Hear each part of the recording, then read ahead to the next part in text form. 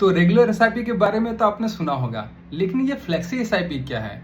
तो जो मैंने क्लाइंट को रेकमेंड करता हूँ वो फ्लेक्सी एसआईपी इसलिए होता है क्योंकि मेरी एडवाइजरी के थ्रू वो ज़्यादा रिटर्न प्राप्त करता है।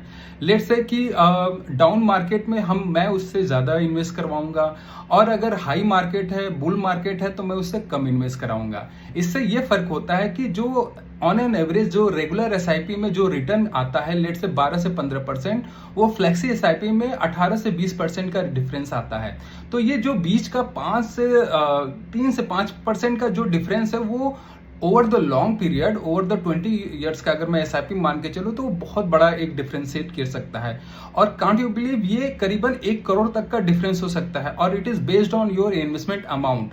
तो चलिए इसको थोड़ा सा डिटेल समझते हैं, डेटा के जरिए समझते हैं। लेट्स से कि 20,000 इन अ मंथ हम इन्वेस्ट करते हैं एसआईपी अमाउंट में फॉर 20 ईयर्स। हम 20 साल तक इन्वेस्ट करते हैं, और हमें रेगुलर एसआईपी के थ्रू अगर हमें 12% का रिटर्न मिल रहा है, तो हमारा जो टोटल कॉर्पस क्रिएट होता है वो 2 करोड़ के आसपास होता है। और उसमें जो हम एक्चुअली इन्वेस्ट कर रहे हैं वो 48 लैक्स ही इन्वेस्ट कर रहे हैं, लेकिन हमारा जो रिटर्न क्रिएट हो रहा है 12% के रेट पे, कंपाउंडिंग ग्रोथ पे, वो 1 करोड़ 51 लैक्स के आसपास क्रिएट हो रहा है।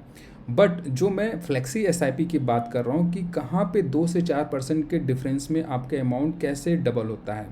तो लेट से अभी 12% है और हमने इसको 16% या 17% कर दिया, तो आप देख रहे हो ये 4 करोड़ के आसपास चला गया।